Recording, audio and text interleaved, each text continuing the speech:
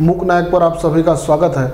आज हम बात करेंगे भारतीय संविधान और बहुजन समाज पार्टी का संविधान, इसका तुलनात्मक अध्ययन।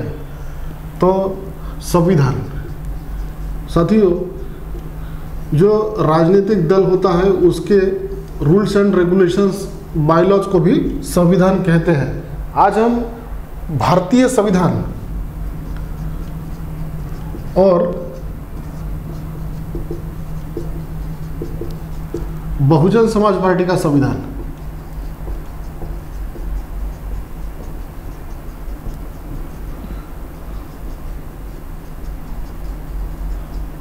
इसका तुलनात्मक अध्ययन करेंगे।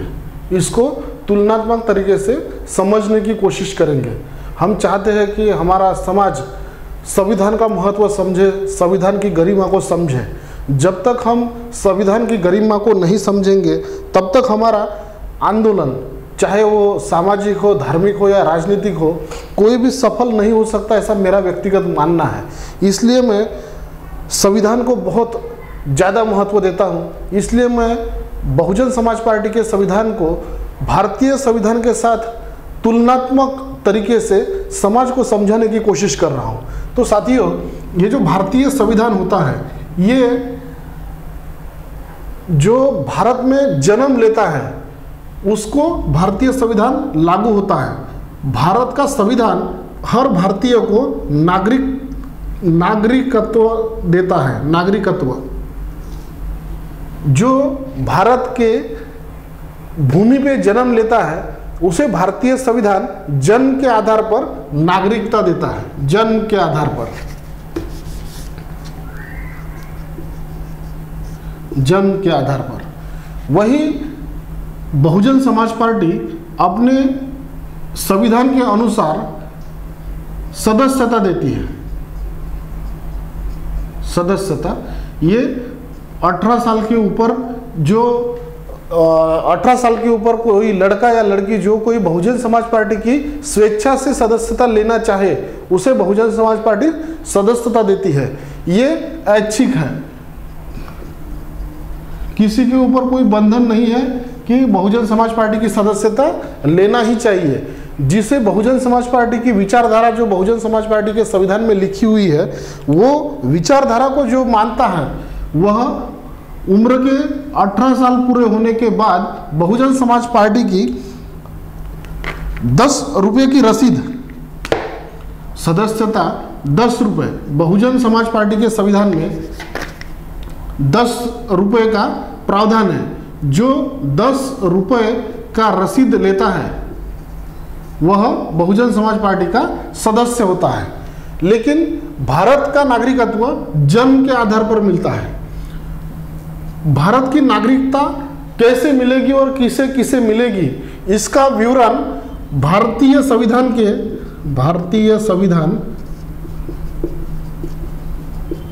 संविधान अनुच्छेद 5 से 11 में लिखा है।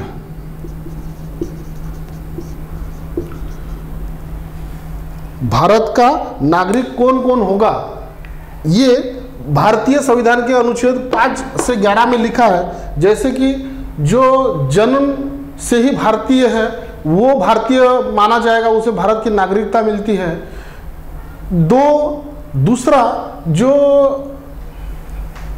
माता या पिता उनमें से एक अगर आदमी या पति या पत्नी में से एक कोई भारतीय होता है तो उसके बेटे को भी नागरिकता मिलती है। ये भारतीय संविधान के अनुच्छेद 5 से 11 में लिखा है। वही बहुजन समाज पार्टी की जो सदस्यता है वो बहुजन समाज पार्टी के संविधान के अनुच्छेद 3 में लिखा है। बहुजन समाज पार्टी का सदस्य किसे किसे बनाया जाएगा, ये बहुजन समाज पार्टी के संविधान में आर्टिकल 3 में लिखा है। तो जैसे भारत का नागरिक होने के लिए या तो उसका जन्म भारत में होना चाहिए या उसके मम्मी या पापा कोई एक भारतीय नागरिक होना चाहिए, ठीक वैसे ही यहाँ पे जो उम्र की 18 साल पूरा करता है, 18 साल वो बहुजन समाज पार्टी का प्राथमिक सदस्य बनने के लिए लायक है, मतलब वो बहुजन समाज पार्टी की सदस्यता ले सकता है। सिर्फ उसको सदस्यता लेने के लिए उसे बीएसपी संविधान के अनुसार, बीएसपी के संविधान अनुसार 10 रुपए का रसीद लेना होता है। जो 10 रुपए का बहुजन समाज पार्टी का सदस्यता का रसीद लेगा वो बहुजन समाज पार्टी का सदस्य होगा। इसके बाद साथियों, ये जो हमारी जो भारत की नागरिकता है, ये नागरिकता आजीवन होती है, आजीवन होती है। लेकिन पार्टी की, बहुजन समाज पार्टी की जो सदस्यता है वो आजीवन नहीं होती, ये 1 जनवरी से शुरू होती है और 31 दिसंबर को खत्म होती है। इसका पीरियड फिक्स है। जैसे एक बार हम भारत का जन्म के आधार पर अगर हम भारतीय नागरिकत्व हमें मिला तो हमें कोई हर साल इसको रिन्यू नहीं करना पड़ता है, हर साल इसको नूतनीकरण नहीं करना होता है। लेकिन जो बहुजन समाज पार्टी का संविधान है उसमें प्राइमरी मेंबर, प्राथमिक सदस्य का जो कालावधि है वो 1 साल का होता है। बहुजन समाज पार्टी के संविधान अनुसार हर साल बहुजन समाज पार्टी का सदस्य बनना जरूरी होता है। एक बार बहुजन समाज पार्टी का सदस्य बनने के बाद या भारतीय नागरिक बनने के बाद अधिकार मिलता है, अधिकार। और ये अधिकार कौन देता है? ये संविधान देता है।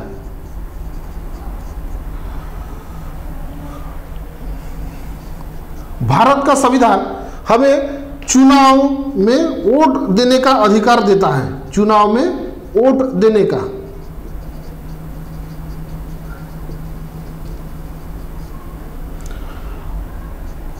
बीएसपी का संविधान चुनाव में वोट देने का अधिकार।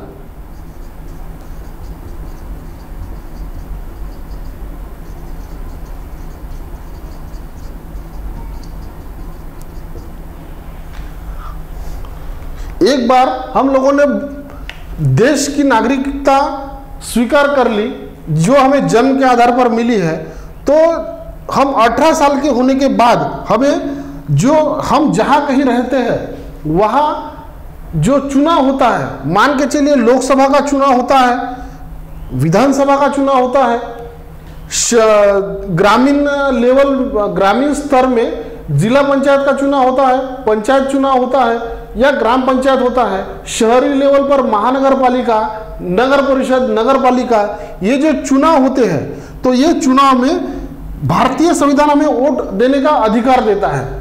वैसे ही बहुजन समाज पार्टी भी अपने प्राथमिक सदस्यों को वोट देने का अधिकार देता है।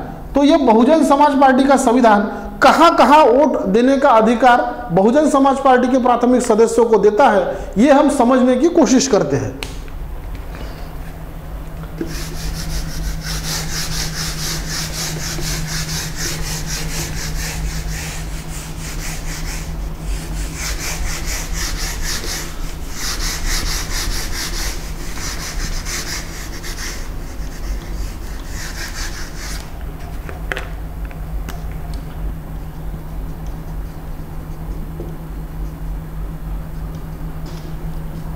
भारत का संविधान हमें लोकसभा, विधानसभा, ग्रामीण भारत में जिला परिषद, पंचायत समिति, ग्राम पंचायत, ये ग्रामीण क्षेत्र में, शहरी इसमें महानगर पालिका, नगर परिषद, नगर पालिका, ये जो चुनाव होते हैं ये शहरी। लोकसभा और विधानसभा तो सभी के लिए समान है, लेकिन जो ग्रामीण भारत का नागरिक है वो जिला परिषद में वोट करता है, पंचायत समिति में वोट करता है, ग्राम पंचायत में वोट करता है।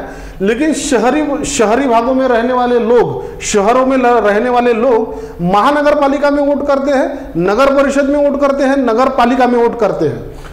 तो ये सारे चुनाव में वोट का अधिकार, इन सारे चुनाव में भारतीय नागरिक को वोट का अधिकार होता है, वोट देने का अधिकार, ये सारे लोग जानते हैं। लेकिन ये हमें संविधान से मिला हुआ अधिकार है। बस ठीक उसी तरीके से बहुजन समाज पार्टी का भी संविधान बहुजन समाज पार्टी के प्राथमिक सदस्यों को अधिकार देता है, वोट देने का अधिकार देता है। तो ये कौन कौन से पोस्ट के लिए वोट देने का अधिकार है, ये सारी बातें बहुजन समाज पार्टी के संविधान में आर्टिकल 3 में लिखी हुई है। तो बहुजन समाज पार्टी में कौन सा चुनाव होता है, जैसे लोकसभा का चुनाव होता है, विधानसभा का चुनाव होता है, जिला परिषद, पंचायत समिति, ग्राम पंचायत, ये जो ग्रामीण स्तर में ये जो चुनाव होता है, शहरी लेवल पर महानगर पालिका, नगर परिषद, नगर पालिका, ऐसे ही ठीक ऐसे ही चुनाव बहुजन समाज पार्टी में भी होते हैं। तो बहुजन समाज पार्टी में चुनाव कौन सा होता है, तो राष्ट्रीय अध्यक्ष, राष्ट्रीय उपाध्यक्ष, राष्ट्रीय महासचिव, राष्ट्रीय सचिव, राष्ट्रीय कोषाध्यक्ष,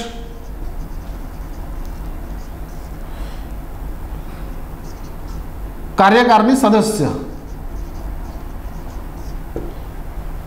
ये बहुजन समाज पार्टी के जो प्राथमिक सदस्य होते हैं, ये राष्ट्रीय अध्यक्ष के चुनाव में वोट दे सकते हैं, राष्ट्रीय उपाध्यक्ष के चुनाव में वोट दे सकते हैं, राष्ट्रीय महासचिव के चुनाव में वोट दे सकते हैं, राष्ट्रीय सचिव के चुनाव में वोट दे सकते हैं, राष्ट्रीय कोषाध्यक्ष के चुनाव में वोट दे सकते हैं, राष्ट्रीय कार्यकारिणी के सदस्य के चुनाव में भी अधिकार है ये प्राथमिक सदस्यों को वोट देने का। ये हो गया राष्ट्रीय स्तर का। अभी यहां सिर्फ राष्ट्रीय छोड़ दीजिए, अब आता है प्रदेश। तो प्रदेश अध्यक्ष, जो हम जिस प्रदेश में रहते हैं उस प्रदेश में जब चुनाव होता है प्रदेशाध्यक्ष का, तो प्राथमिक सदस्य जिस राज्य से संबंधित है वो अपने राज्य के प्रदेश अध्यक्ष के चुनाव में वोट देगा, प्रदेश उपाध्यक्ष के चुनाव में वोट देगा, प्रदेश महासचिव के चुनाव में वोट देगा, प्रदेश सचिव, प्रदेश कोषाध्यक्ष और प्रदेश कार्यकारिणी सदस्य। बहुजन समाज पार्टी के संविधान में ये सारे अधिकृत पद है जिसके लिए चुनाव होता है, और ये चुनाव के माध्यम से ही ये पदाधिकारियों का चयन होता है। ये प्रदेश, हम जिस प्रदेश में रहते हैं उस प्रदेश की कार्यकारिणी का गठन चुनाव के माध्यम से ऐसे होता है, और उस प्रदेश के लोग इस चुनाव में वोट दे सकते हैं। अब ये हो गया प्रदेश लेवल का। तो उसके बाद जिला,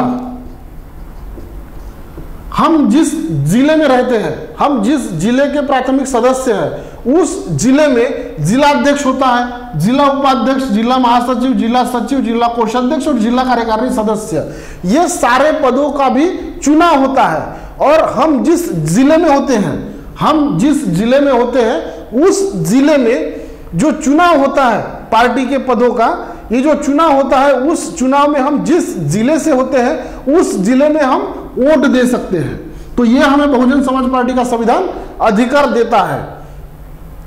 इसके साथ साथ भारतीय संविधान हमें चुनाव में उम्मीदवार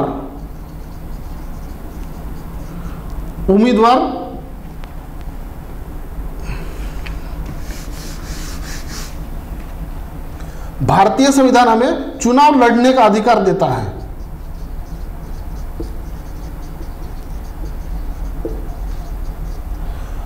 तो बहुजन समाज पार्टी का संविधान भी हमें चुनाव लड़ने का अधिकार देता है।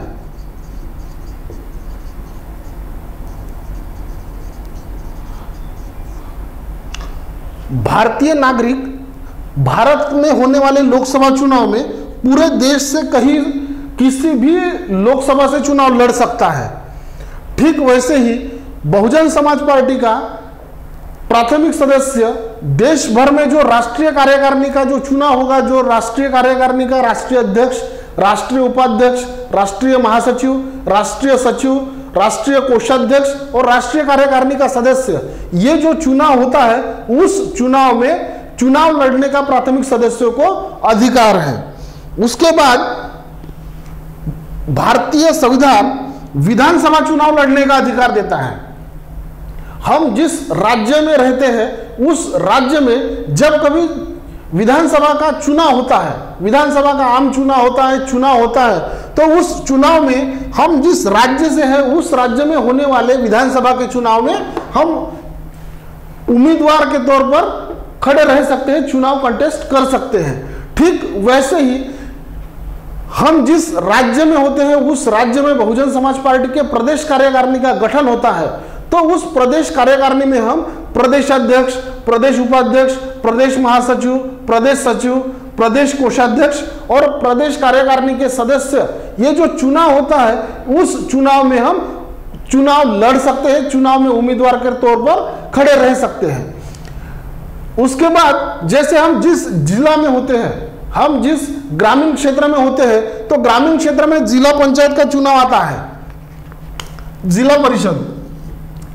तो हम जिस जिले में होते हैं उस जिले में हमारे इलेक्शन कमीशन जो चुनाव डिक्लेयर करता है जिला पंचायत का, तो उस चुनाव में भारतीय नागरिक होने के नाते हम जिस जिला में रहते हैं वहां के जिला परिषद, जिला पंचायत का हम चुनाव लड़ सकते हैं। ठीक वैसे ही बहुजन समाज पार्टी का है, हम जिस जिले में सदस्य होते हैं, जिस जिले के सदस्य होते हैं, उस जिले में जब जिला कार्यकारिणी का गठन होता है, जिला कार्यकारिणी का चुनाव होता है, तो उस चुनाव में हम जिला अध्यक्ष, जिला उपाध्यक्ष, जिला महासचिव, जिला सचिव, जिला कोषाध्यक्ष और जिला कार्यकारिणी सदस्य, ये सारे चुनाव में हम उम्मीदवार के तौर पर चुनाव लड़ सकते हैं। बहुजन समाज पार्टी का जो ढांचा है, बहुजन समाज पार्टी का जो ढांचा है वो निश्चित किया हुआ है। उस ढांचे में, संगठनात्मक ढांचे में कोई फेरबदल नहीं हुआ है। और अगर बहुजन समाज पार्टी के संगठनात्मक ढांचे में अगर कोई बदलाव करना है तो उसके लिए संविधान संशोधन करना होता है।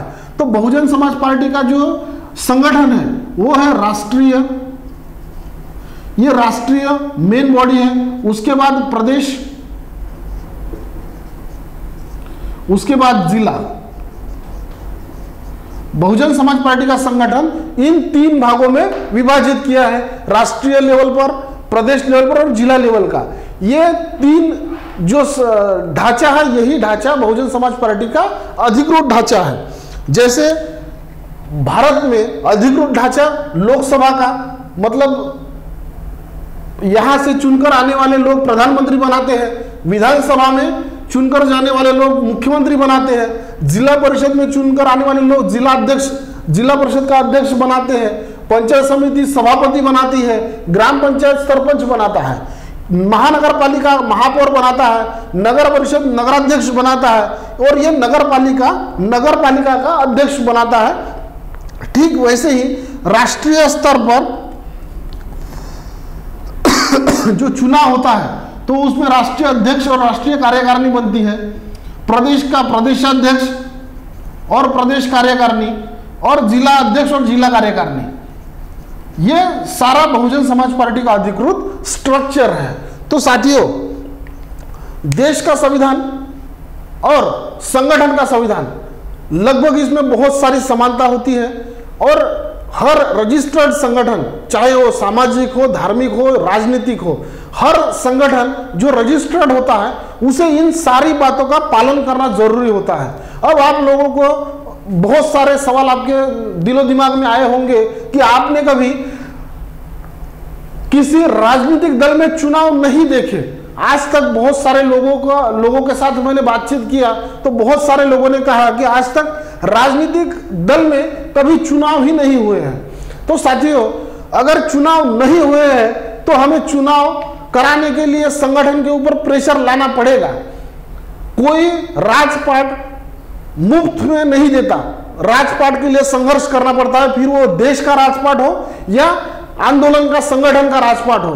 हर किसी को लगता है कि हमने परमानेंट आजीवन राष्ट्रीय अध्यक्ष रहना चाहिए, आजीवन प्रदेश अध्यक्ष रहना चाहिए, आजीवन जिलाध्यक्ष रहना चाहिए, ये हर कोई सोचता है। लेकिन लोकतंत्र में ये संभव नहीं है।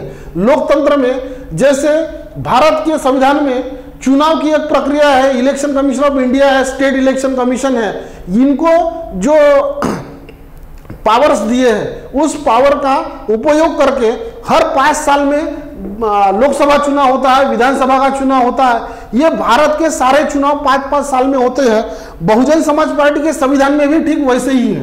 बहुजन समाज पार्टी का संविधान 5 साल में चुनाव कराना चाहिए, ये बहुजन समाज पार्टी के संविधान में लिखा है। ये बहुजन समाज पार्टी के संविधान में सन 2009 में संविधान संशोधन करके लिखा गया है। बहुजन समाज पार्टी का जो मूल संविधान था, मूल संविधान,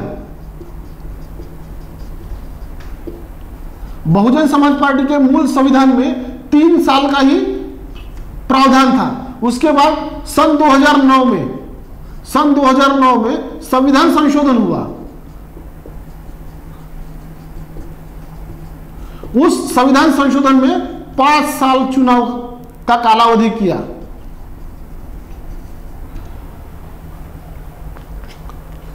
जो भारतीय नागरिक भारत के संविधान से मिलने वाले हक और अधिकार के लिए जागरूक नहीं होगा तो संविधान भी उसका उतना फायदा करके नहीं दे सकता। हम अगर हमारे हक और अधिकार के लिए जागरूक रहेंगे तो भारतीय संविधान हमारी पल पल मदद करने के लिए सामने आएगा। लेकिन अगर हम हमारे हक और अधिकार के लिए जागरूक ही नहीं रहेंगे तो भारतीय संविधान भी आपके काम में उतना नहीं आएगा। तो साथियों, ठीक वैसा ही है। बहुजन समाज पार्टी का संविधान है, उसमें सारे प्रावधान है। पहले बहुजन समाज पार्टी के संविधान में 3 साल में चुनाव का प्रावधान था, अभी 5 साल का चुनाव है। अगर आपको लगता है कि आपको राष्ट्रीय कार्यकारिणी में चुनकर जाना है, प्रदेश कार्यकारिणी में चुनकर जाना है, जिला कार्यकारिणी में चुनकर जाना है, तो आपको संगठन में निष्पक्ष चुनाव होना चाहिए। इसके लिए संगठन के अंदर आपको एक आवाज उठानी होगी। अगर आपके संगठन में आज तक चुनाव नहीं हुआ है तो चुनाव क्यों नहीं हुआ है?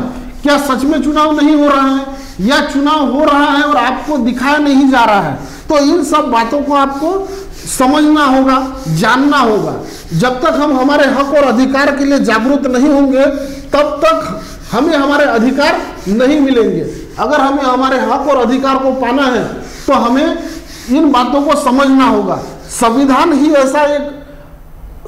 ही एक ऐसा दस्तावेज होता है जो आपको आपके हक और अधिकार देता है, और आपके हक और अधिकार को आपको समझने के लिए पार्टी के संविधान को समझना होगा, देश के संविधान को समझना होगा। ये समय की मांग है। जब तक हम भारतीय संविधान को नहीं समझेंगे, हमारे राजनीतिक दल के संविधान को नहीं समझेंगे, तब तक हमारी बात साथियों नहीं बनने वाली।